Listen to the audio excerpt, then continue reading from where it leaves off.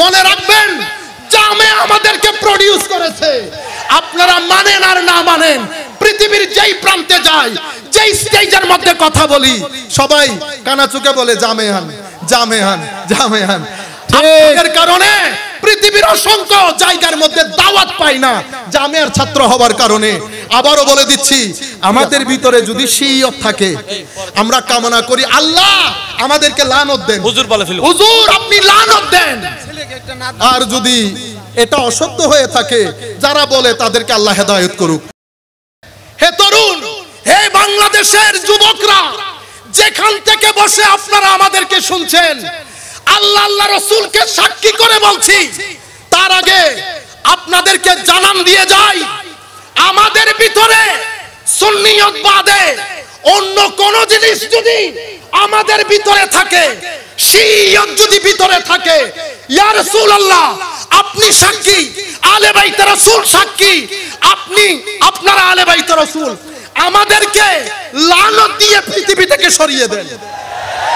যদি আমরা শিয়া হই, যদি আমরা শিয়া হই, সুফি মিজানুর রহমান যদি শিয়া হয়, বাংলার জমিনে সুন্নিকে আমি স্পষ্ট চিত্তে বলছি, আল্লাহর লানত পড়ুক আমাদের উপর, রাসূলের লানত পড়ুক, তাবেঈনের লানত পড়ুক, আলে বাইত রাসূলের লানত পড়ুক, যদি আমরা উপরে সুন্নি ভিতরে শিয়া শিয়া ভাব নেই।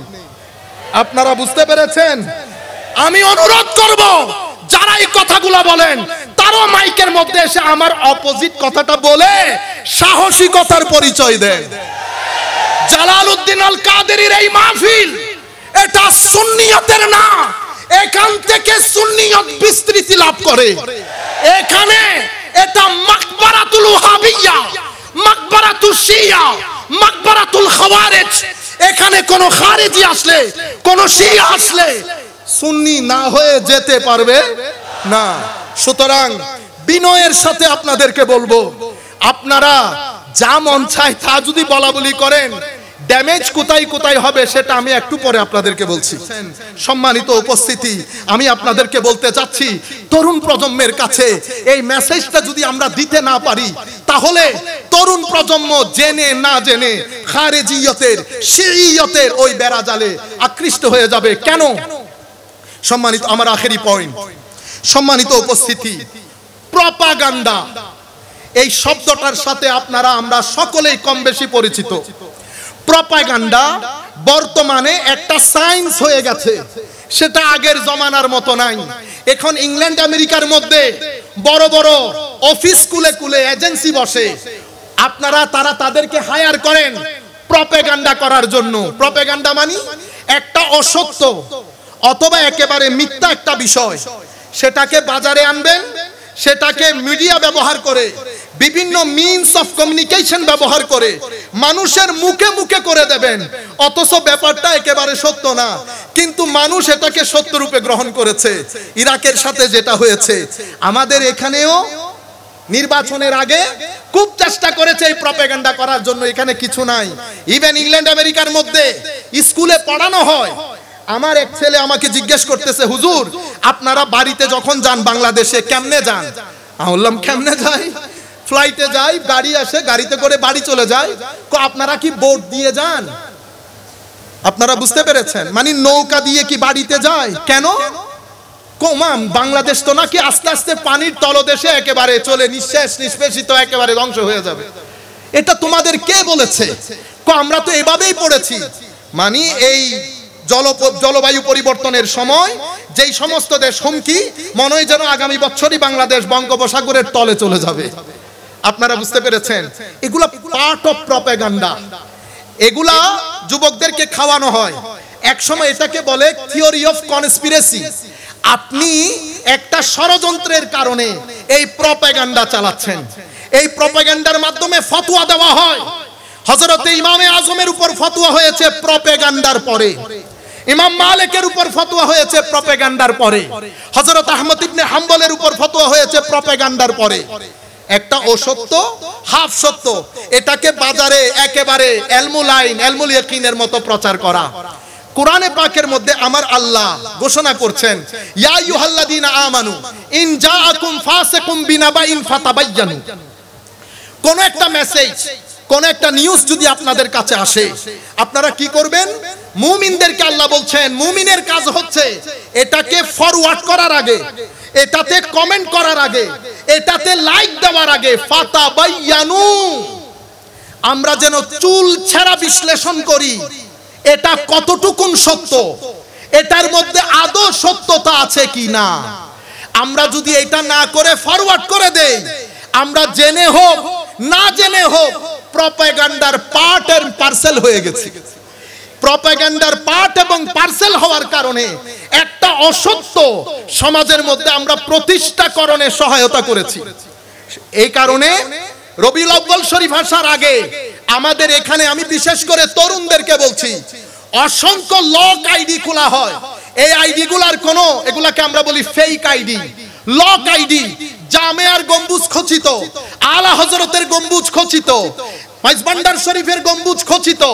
এই আইডি গুলা থেকে ধারাবাহিকভাবে পোস্ট করা হয়। প্রথম পোস্ট অন্য জায়গা থেকে মিলাদুন নবী নাজায়েজ, মিলাদুন নবী বেদাত, এগুলা পুরো বাংলাদেশে ছড়িয়ে যায়। আমরা যারা মাঠে ময়দানে কাজ করি, আমরাও প্রেসারাইজড হয়ে রেগে ক্ষোভে আমরা মিলাদুন নবী জায়েজ জায়েজ জায়েজ এটার উপর পুরা মাস কাটিয়ে দেই। এভাবে 40 বছর চলে গেছে। বাংলাদেশের 80% মেইন স্ট্রিম সোসাইটিতে আমরা ঢুকতে পারি নাই। সূরা ফাতিহা থেকে সূরা নাস পর্যন্ত বিষয়গুলো আমরা ডিসকাস করতে পারি নাই। তাসাউফের উসুল কি ডিসকাস করতে পারি নাই, আকীদার উসুল কি ডিসকাস করতে পারি নাই, তরুণ প্রজন্মকে আমরা শিক্ষা দিতে পারি নাই। আমরা এগুলার মধ্যে রয়ে গেছি। মুহররম শরীফ আসার আগে একটা মাহল তৈরি হয় এমন এক জায়গা থেকে, যেই জায়গার হাদিস আমরা জানি না। কি এখানে শিয়াইজম ছড়ানো হচ্ছে, শিয়াইজম ছড়ানো হচ্ছে, শিয়াইজম ছড়ানো হচ্ছে। এবং এরপরে আমরা মেসেজ দিতে শুরু করি।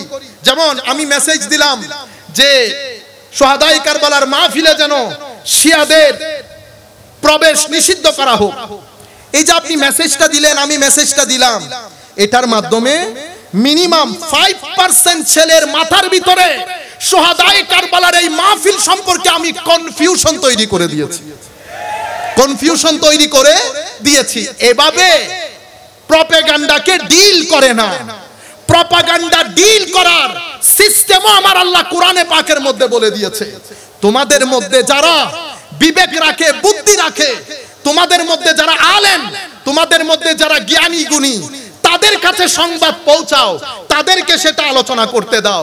এটা ডিলিংস এর নিয়ম। বেটা আপনারা যদি মাঝপথে এই কাজগুলা করেন, তাহলে যারা প্রপাগান্ডা করতে চাচ্ছে না জেনে তাদের প্রপাগান্ডার নৌকাতে চড়ে আপনি শুহাদায়ে কারবালা থেকে শুরু করে আমাদের মাহফিলগুলাকে প্রশ্নবিদ্ধ করে তুলছেন। আমি আশা করব এই কাজ আপনারা করবেন না। কেন? কারণ অলরেডি আমার নবী ঘোষণা করেছেন, মান আহাব্বাহুমা আহাব্বানি ওয়া মান আহাব্বানি আহাব্বাহুল্লাহ ওয়া মান আহাব্বাহুল্লাহ আদখালাহুল জান্নাহ ওয়া মান আবগাদাহুমা আবগাদানি। যারা এই দুইজনকে মহব্বত করে তারা আমাকে মহব্বত করলো। যারা আমাকে মহব্বত করেছে আল্লাহকে মহব্বত করলো, যারা আল্লাহকে মহব্বত করলো তারা জান্নাতি। যারা এই দুইজনকে ঘৃণা করলো, যেই ব্যক্তি ঘৃণা করেছে সে আমাকে ঘৃণা করেছে, যেই ব্যক্তি আমাকে ঘৃণা করেছে সে আল্লাহকে ঘৃণা করেছে, সে জাহান্নামী। আমার নবীর হাদিস থেকে আমরা কি বুঝলাম? কিয়ামত পর্যন্ত উম্মতে মুসলিমার মধ্যে দুই ধরনের মানুষ থাকবে। কেউ আলে বাইতে রাসূলকে মহব্বত করবে আর কেউ ঘৃণা করবে।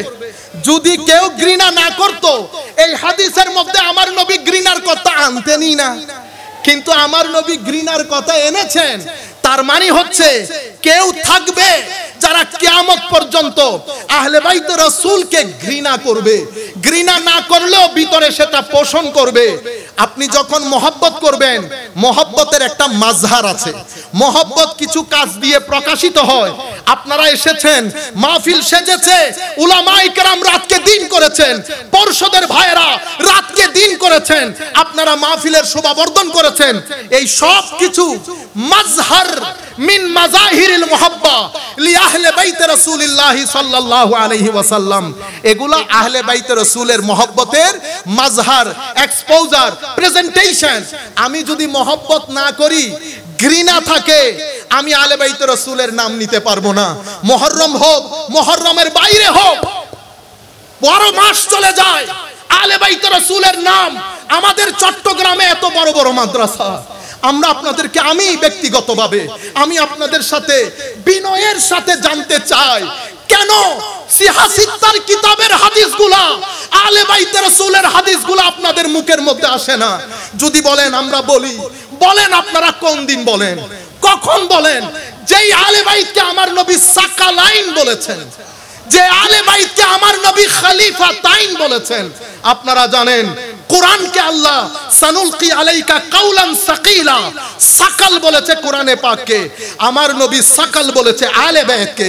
আমার নবী বলেছেন উনজুরু কাইফা তাখলুফুনি মিন বাদি, তোমরা দেখো আমার আহলে বাইতের সাথে আমার পরে কি আচরণ করছো, তোমরা সাবধান থাকবা।